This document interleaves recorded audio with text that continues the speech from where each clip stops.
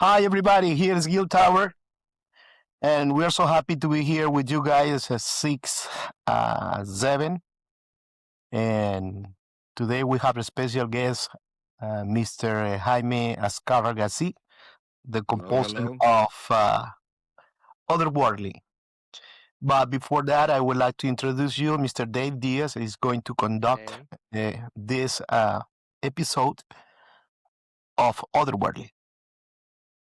And we have also Nelly Zamora, or graphic design and partner in crime of Wapacha Productions. But now I'm going to let you listen to Mr. Dave Diaz. Thank you. So we have here Jaime Azcárraga, great composer, Chilean-American, That's right. an immigrant story. So a little bit about Jaime here. Jaime was born in Santiago de Chile in 1978. Sorry, I'm aging you here, man. I accept it. I'll take it. Jaime comes from a musical background. His mom was a folk singer in Chile, but because of political reasons at the time, Chile had Pinochet, dictator Pinochet, right? Mhm. So they escaped Chile back in 1981, and correct me if I'm wrong, but you ended up in Las Vegas, right? Yes. Yes. Yes. And then he has a great story. He became a naturalized citizen in 1986 at the age of 8. And when he That's right. became a naturalized citizen, he had a middle name, Joseph. Is that correct? That's right. I was Yeah. born Jaime Joseph Azcárraga Castillo. And the Joseph is because, let me see if I get this right. Your mom liked Bonanza, and I she think so. named you after Little Joe, right? I hope that's the show. Little House on the Prairie, Bonanza, one of those shows. One of those shows, right? Yeah. Yeah. And then what did he do? Staying true to his roots, different times, right? Back in 1986, America was a different place. So he's like, man, they want me to. They gave me the name. I didn't want to assimilate to American society. I'm Chilean, Yeah. so he Well, took his father's middle name. it's more than that. The lady, she asked me if I wanted to change Jaime to James. And instead, I changed my English middle name, Joseph, to Alfonso. So I could be like my father. And he's a junior. So now they call him Junior. Now they call me Junior. That's that story. And now he got his start. This is very interesting, right? You did a lot of odd jobs. He went to Valley High School, right? Mhm. And he wrote a piece for the string orchestra by Rodolfo Fernandez, right? A fellow Chilean Yes, conductor. he had the Nevada Chamber Symphony, a much beloved institution that went defunct about 15 years ago, I think. And then he suggested, hey, go to California. Your talents are great. You have natural raw talent, right? Go to UCLA. Or someone like that. USC and UCLA, right? I Go applied somewhere. to UCLA. Just get out of Las Vegas, right? But yeah. and then it's an honor because I went to UCLA. We were buddies at UCLA. That's I was right. a clarinetist. He was a composer. And colleagues. I would always play his weird music. No He one would wanted to play play everybody's weird music. I That's would what play he was everyone's known weird for. music. I love new music and playing it, right? So we met at UCLA, and he went to UCLA winter quarter of 2003. Ian Krauss was one of your mentors there at right. UCLA, the great, and Paul Shihara, another great modernist composer. And he left UCLA And around. don't forget Paul Reale. Oh, Paul Reale, yeah, He's the late fundamentals, man. Yeah. The theoretical fundamentals was him. Great American modernist who taught at UCLA.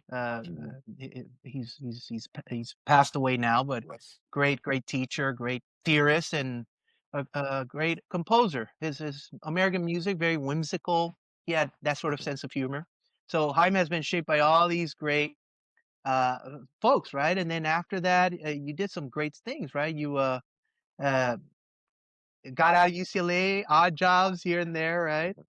You went to Europe, right? You did a symposium with some of the great. I did a master class with James Macmillan, who's this wonderful Scottish composer. Yeah, I did a master class with him in Italy, which was it was wonderful. And then he wrote a Korean opera. No, not Korean opera, but it's called K-Town Opera. Yes, And it's that's in the works, right? It's about Koreatown, which is why it's called K-Town. K-Town. And it's finished. I mean, like a lot of my work is just waiting for performers, man. That's all. Well, we're waiting for people like are listening to this podcast. If you like his music, please, there's sites that you can visit him if you want to, commission him or Yes, I GoFundMe, love that C that word, opera. commission. Every composer's dream, man. But yeah, great extensive. And now he did his latest work. Well, 2 works that we recorded over the summer. But the one we're here advertising and is Otherworldly. And there's one coming up, Third World Immigrant. That's why I made a big fuss about your immigrant status because that piece is going to be awesome. A duet for flute and clarinet. I played and Gil Tower on flute and myself. So that was a great project. That's coming down later on. But, we're living in troubled times. So very, very apt composition for our times. Yes. And yeah, he wrote Transcendental Waltzes, like what, 2018, around there? No, Yeah, that was much more recent. Much more recent. Yeah, like 2024. 2024. And yeah. it's piano music, so you can catch that as well. So here we're talking about Otherworldly. And Otherworldly has architecture, right? Yes. And the visual and the abstract. So Jaime, what can you tell us about the technical approach, the architectural approach The to architectural, well, my music is very architectural in a sense that if I hadn't been a composer, I would have wanted to be an architect. There's a lot of strings attached to that I won't go into, but I chose to be a composer instead. And when I say architectural, I'd like people to think of Machu Picchu. The stones there, all irregular, all different shapes, all different sizes, yet they fit perfectly together without mortar. So that's I'd say something that marks my approach a little different from other composers. And I know I'm going to get a little technical here, where you often balance complex polyrhythms with very fluid melodies. Yes. So when you start a new piece like Otherworldly, do you begin with architecture or No. architecture being the rhythmic rig, or do you let No. the melodic feeling dictate the structure? How do you No, approach? the architecture always comes last. It's just getting sketches. You sketch every day, sketch.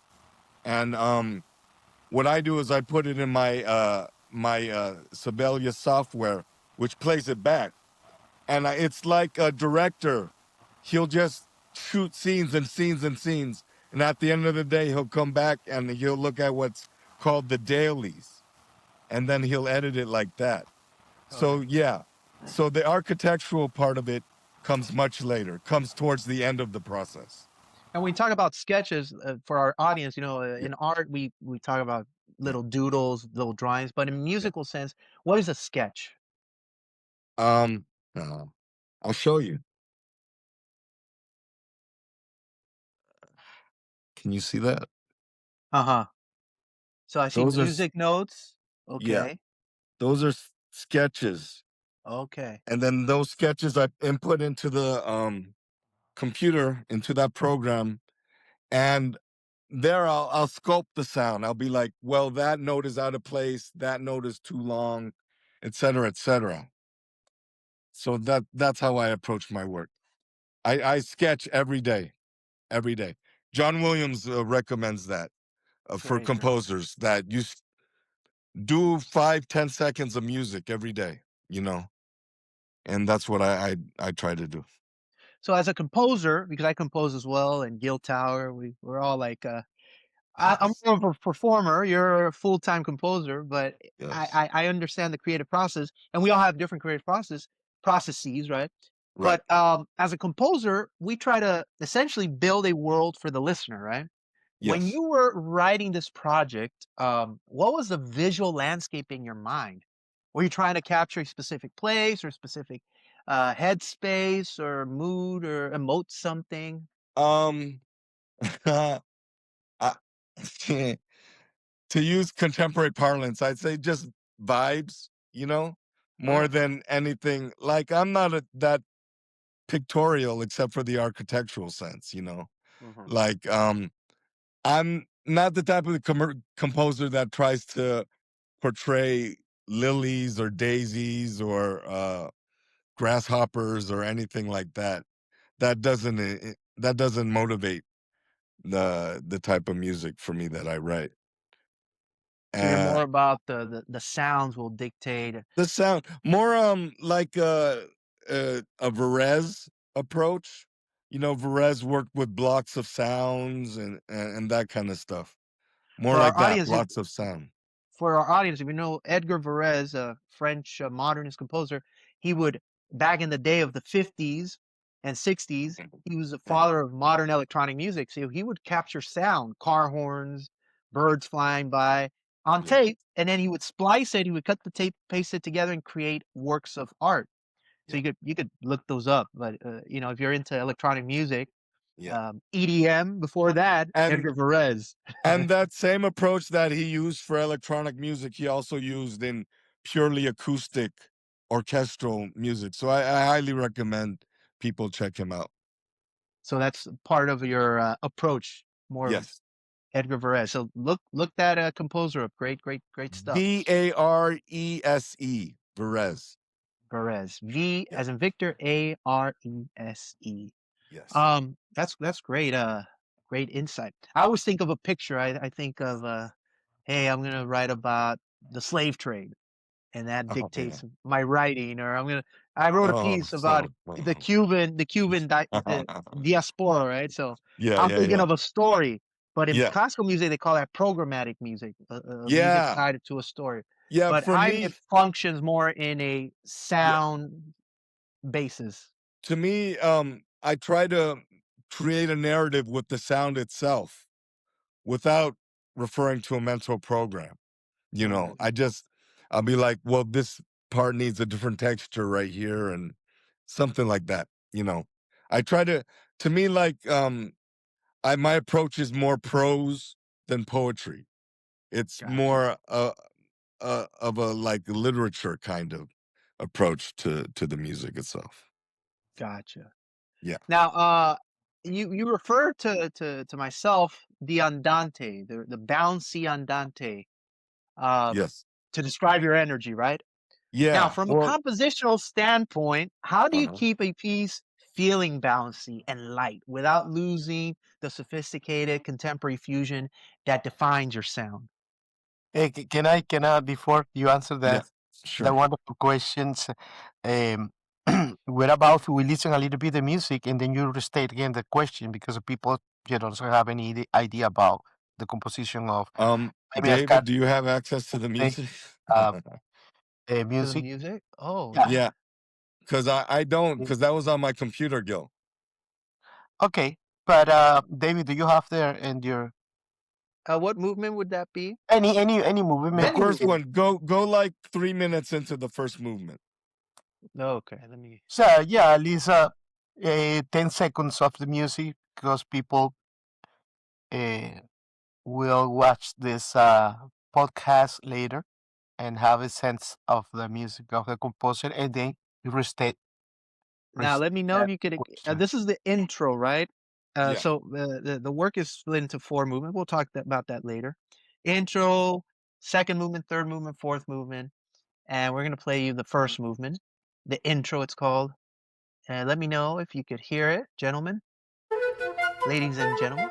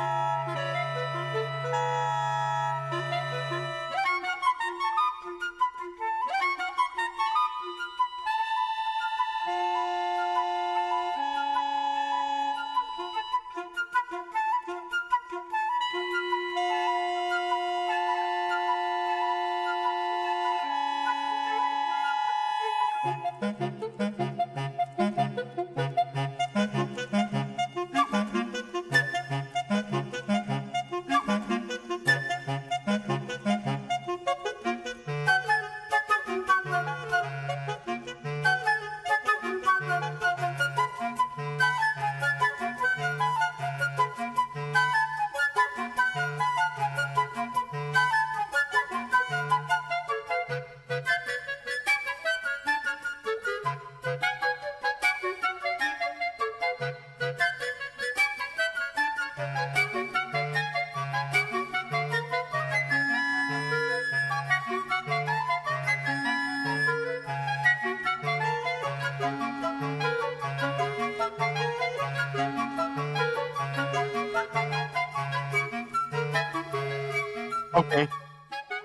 Good, right? Amazing. And it goes into that section, right? And if you're in the listening to this right now, you could hear so many things happening at the same time. Um, put my headphones back in. Oop. Yeah, so you see a lot of, or hear a lot of intricacies, right, Jaime? So that's what we're talking about, the architecture, right? Yeah. The complexity just fits just beautifully. But Well, back you to want that bouncy rhythm. You were bouncy. asking How do about you? that What bouncy was rhythm. it was that section we just heard. Yeah. Explain further, please. Well, I mean, you just got to put a little Latin in it, man. You know, but ba-da, ba-da, ba-da, ba, 1, 2, 3. Ba-da, ba-da, ba-da, ba, boom, then bump, boom, bump, bump. You know, the way I look at it is ones and twos. 1 2 1 1 2 1 2 1 1 2 1 2 1 2 1 1 2 1. That's the way you should be thinking rhythmically Okay, like on a ones and twos. little Afro Caribbean flavor in there, huh? 1 2 1 As 2 1 much as a Chilean can 2. muster up. Hey, I love it. Oh god. Boop, Okay, boop, can boop, you boop. reinstate the question, the second question? Yeah, yeah. So Yeah. the question we were talking about here is he creates the bouncy a feel with those polyrhythms, we call that, right? Poly meaning many rhythms at the same time. So how do you create that lightness, because it's so light, without using the sophistication and then that contemporary vibe that defines your music? You know, how do you do all that? Throw in the Latin, throw in flavor, throw in. Well, I mean, it's all I like to call it tabula rasa, which means clean slate. So every aspect of my music I approach as if n- no one else had written music before me, you know? So it's like from the rhythm to the harmonies to the architecture. That's why I'm such a student of music myself, of Varèse and all the great modernists, Yeah. you know, because it's like the same way a painter is influenced by his predecessors, Mhm. you know. Now, this is an important question because I was part of that process. We were, here at Guild Tower, Nelly, myself, you in the studio, a lot of hours. I did a lot of the Sophia, editing. Sophia Flores, if she's yeah, here? Hey, Sophia. yeah, Uh, but us being in the production team, yeah, editing and mixing lots of hours. This is yeah, not easy. This is like making a movie without the visuals. right, A lot of editing, a lot of stuff that goes into just releasing something like this. A great work, yeah, a lot of time and energies, right? So, yeah. how much is your composition set in stone on paper, and how much Okay, this did the I know why composition you like comes this. alive? How much does the Dave loves composition this comes part because this alive? is the part where he gets to give me input on what I write. Like, dude, man, your bass clarinet, there's not enough bass in it, man. You got to put more bass in the bass clarinet. I like bass.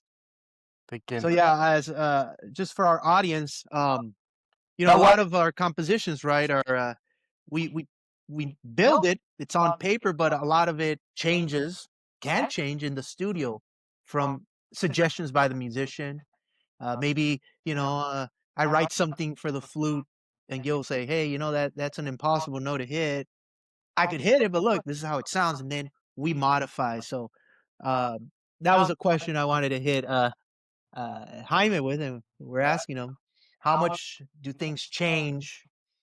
Does it change much? Does it change a little bit? But there's always that creative process, right? Where you write something and fellow artists say, hey, listen to this, and he might like it or he might not, but that's the collaborative spirit of composition, right? Hey, this if I play this, what do you think?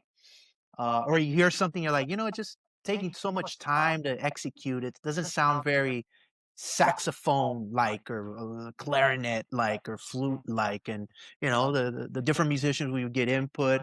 So how much did we stick to the script, as would say, and how much did the artist, if you're looking at film, the actor, right, sometimes improvises a line and the director loves it. It's like, keep that. I didn't like my dialogue that I wrote you. Keep that. So how much would you say that your composition stayed in stone, and how much did some of it Well, change? the thing is,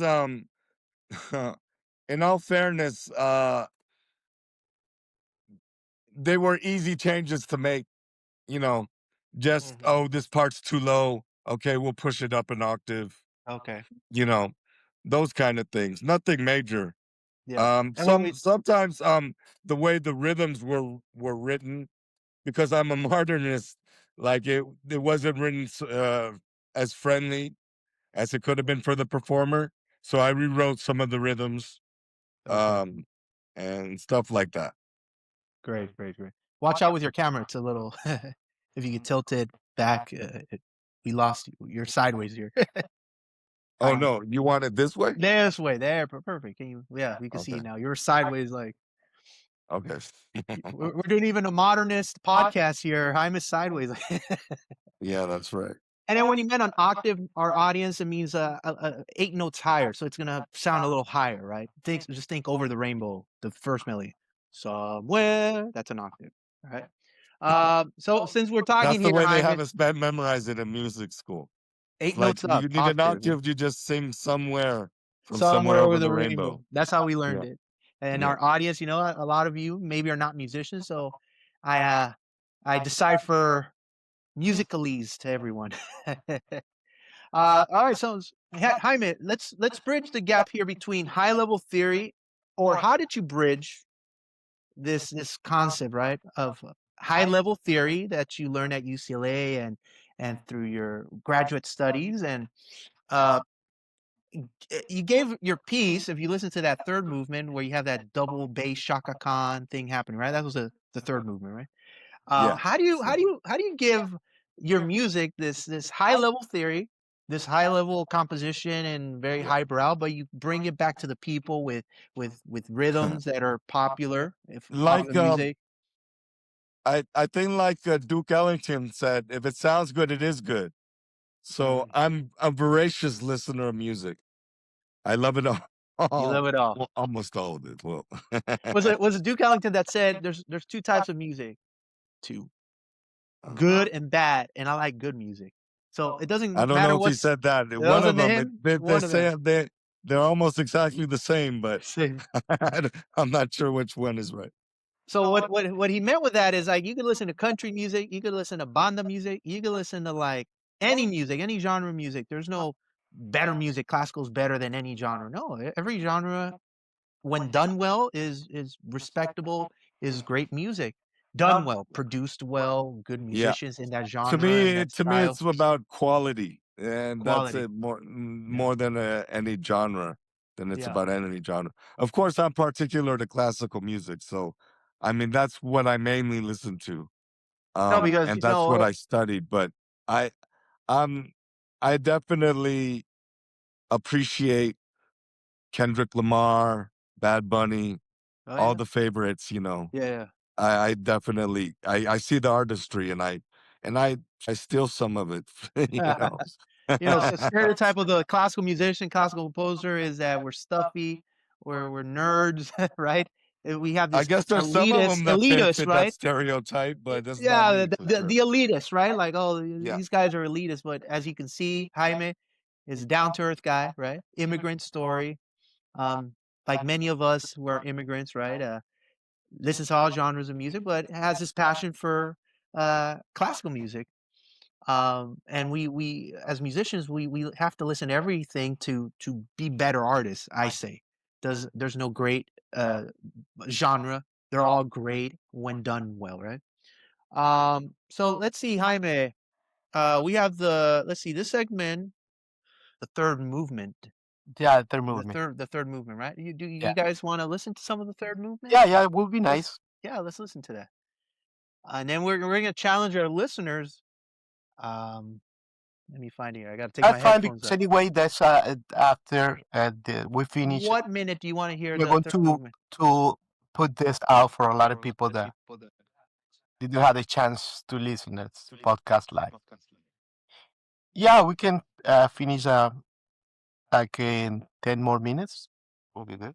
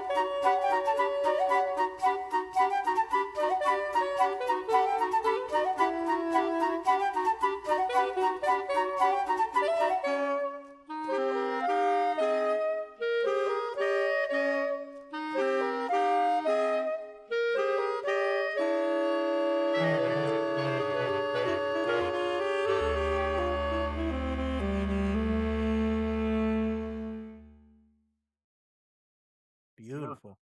Now the ending, I'm going to add to this to the previous question we talked about. How much does it change set in stone, right? That ending is not much of a difference, but we added that bass clarinet with the clarinet ending to give it oomph it up. Yeah. Highlight it. That was Yeah, and then I said, just make sure you fade it out before the end. That's right. So this is the magic, the collaboration magic, where That's a little bit of collaboration right there, ladies and gentlemen. we're trying to enhance the music, right? All of us, and we as a team, we go, hey, that scene we shot. You have 20 shoots of that. I like this one. If we all agree on that one, that's the final. That makes the final cut. So that was the third movie. I have a question for Gil Tower and Dave. How easy or challenging would you say it was to record this music? Gil, you want to go first? Yeah, my experience was amazing because the first day that I have to record the flute, for me everything was like that music doesn't have any sense. That's what my feeling. And I start to put the flutes and like, yeah, my God, what kind of music is this? I don't understand anything. And David say, "God, keep playing this." play with the click, play exactly like it is, man. But that doesn't have sense, doesn't make sense. And then we start to put everything little by little, the clarinets and soprano, alto, and very. And then we found that, wow, sounds really good. And then I had to redo the flute again because the way that I was playing was too square. Then I had to adjust to the range. That's what I would be part of my collaboration. In some part, Jaime was writing, very strictly like a classical, but with the contents that he want. For example, a part of I remember I played like a zampoñas, a music like South America from Peru or Bolivia. I was trying to imitate the sound like a and that effect was very good. He doesn't have the effect in the music, but we did that. We introduced the idea to him, and he said, "Wow, I love the idea. That's good, fantastic. Don't touch it." I was okay, good. Yeah, little by little, we discovered the style of the composer, and we feel wow happy with the project at the end. But it was a challenge for us. It was very challenge for me. It had section. I remember, I believe it the second movement that you play the high D C there. Poppy, poppy, poppy, poppy, super fast. Wow, but Is that the that's how fourth? No, the it third or third was. movement maybe. Yeah, Yeah. I played those ostinatos there. Daddy, daddy, daddy, daddy, daddy. Oh, wow. I don't know. That's not what it was. Okay, live like that. At the end, when we have the content with the rest of the instrument, wow, the sound was amazing. It's amazing. That was a challenge when we did the live It was performance. that part I remember. It wasn't easy because that is the type of register, that you play for like a popular music. What I would say Cuban music, charanga style. Over there, high D, C, D, E, and he uses this register in classical music. It's no normal. I would say that, to use this register over there. That's my experience with the music, Jaime. What about you, David? Oh man, a lot of back and forth I would go with Jaime, bass clarinet part, or we were recording, right? And it was just like things wouldn't come out, and we would just have to change it to make it work, make it more instrument friendly, or that it sounds like the instrument, right? But it was very minor. Most of the stuff that he wrote was spot on, just minor changes. Hey, just better going up in this instrument. It doesn't work that low, or bring it that part lower on the instrument. And that was the I remember now. Sorry that I interrupt, yeah, Jay. yeah, go ahead. One of the big challenges in the music was to play those residual notes, with those overtones, a lot of dissonance. I Oh, remember the we tried difference to tones. fix at the beginning. We tried to fix this and playing, in tune. You say no, but we are out of tune. And then say no. I believe that's exactly what he wants. Those intervals that creates, a lot of overtones, and we have a sonority like it's not too usual to the type of music that we play almost every day.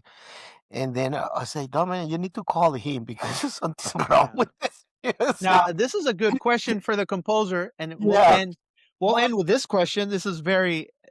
We explain this to people, and they're fascinated by this. So, in your composition, he explores a technique that is all made up in our brain. It's a psychological thing, and Jaime could talk about that. But it's called the difference tone. Mm-hmm.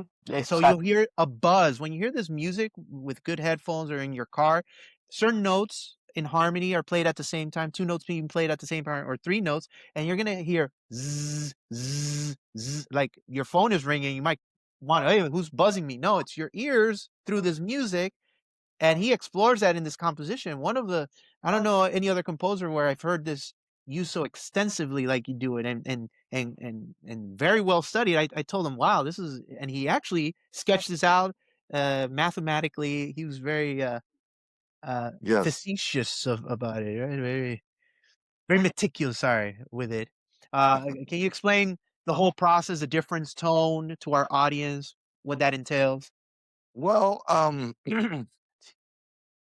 Difference tone is basically what happens when you stack two very close ratios on top of each other, like 5/6 to 6/7, which is something that probably no one's gonna understand, unfortunately. But like, I'll illustrate on the piano a little bit.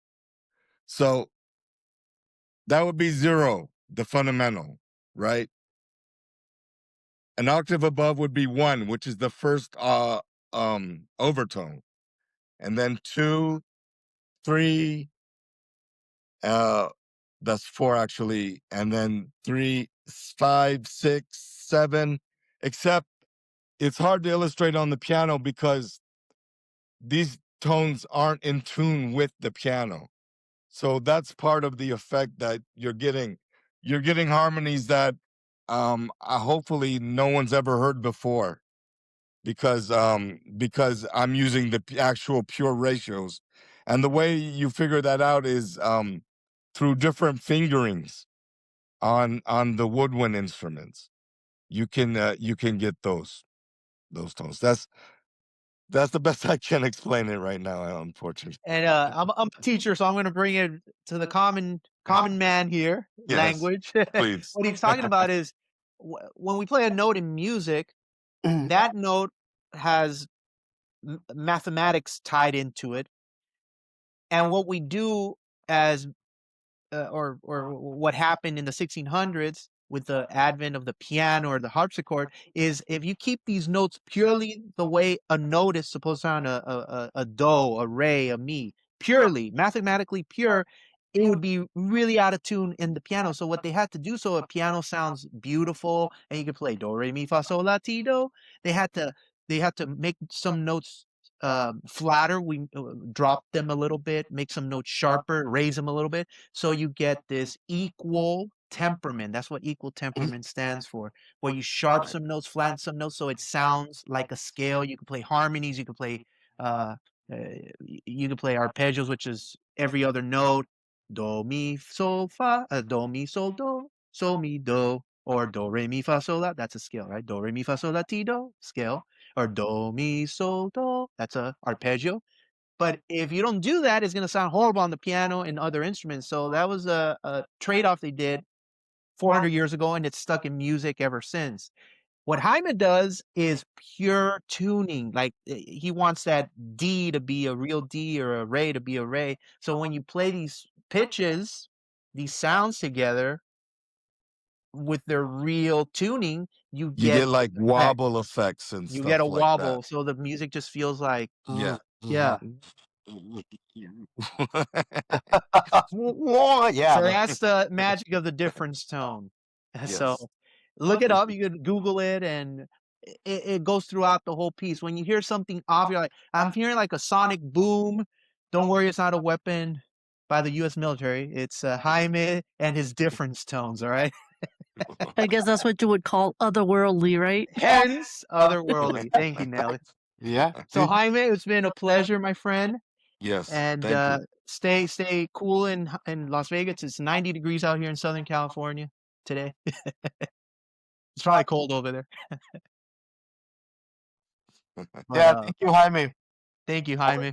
To have the Great work. opportunity to Thank you. discuss about your composition and this amazing job you have been creating. And I know that a lot of people over there outside is going to put good critics about your job. Your job, fantastic. Thank you, Gil. Yeah. You had something to say, Nelly? I just want to say thank you all. You guys, I saw the hard work you all put into it. And Jaime, your music's awesome. You made these guys sweat. It was awesome though seeing I the have now a progress. big smile because I'm done with this. This is a great sign. No, the outcome is amazing. Don't You guys did forget that we have. Oh, look.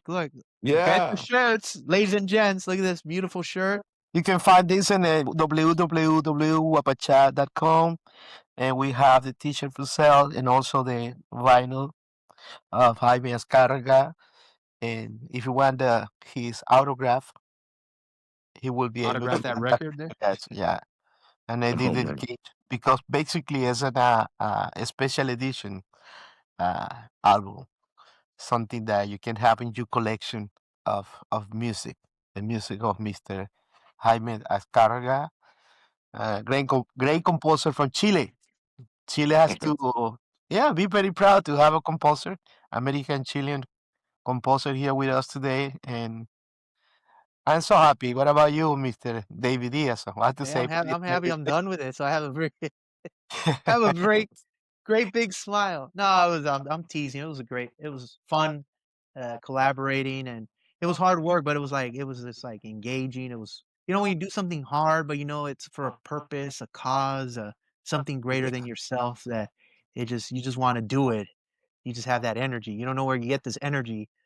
Gilbert and I, we spend in one of those collaborations, we spent like 12 hours, right, Gilbert? We went to bed well, like at 4 maybe a.m. a lot, a lot. A lot of hours just on one little section, that Shaka Khan section we were talking about. And you have to mention that by the end of this year, yeah, we are now in end of February, basically. But at the end of the year, we are going to publish this, or announce the new album of Mr. Jaime Azcárraga called Third World Immigrant. Is correct? Yes. Yeah, it's a duet for flute and clarinet. That's next. That's nice. That's Gil and I did that duet, right? Yeah. So we're all third world immigrants, Yeah. Cuba, Venezuela, and Chile. We have, it's perfect. That's Nice to right. be, and doing something that a lot of people doesn't want to do. Take a risk to put good music there, real music.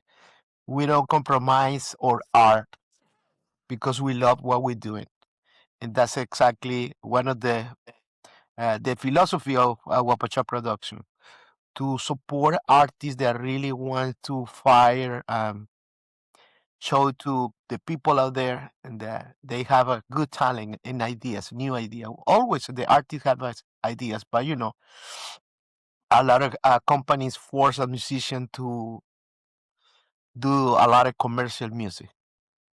We do what we have here in our heart, like Jaime Azcárraga C. Thank you very much. All right. See you soon. Take care, guys. Thank you. Thank you.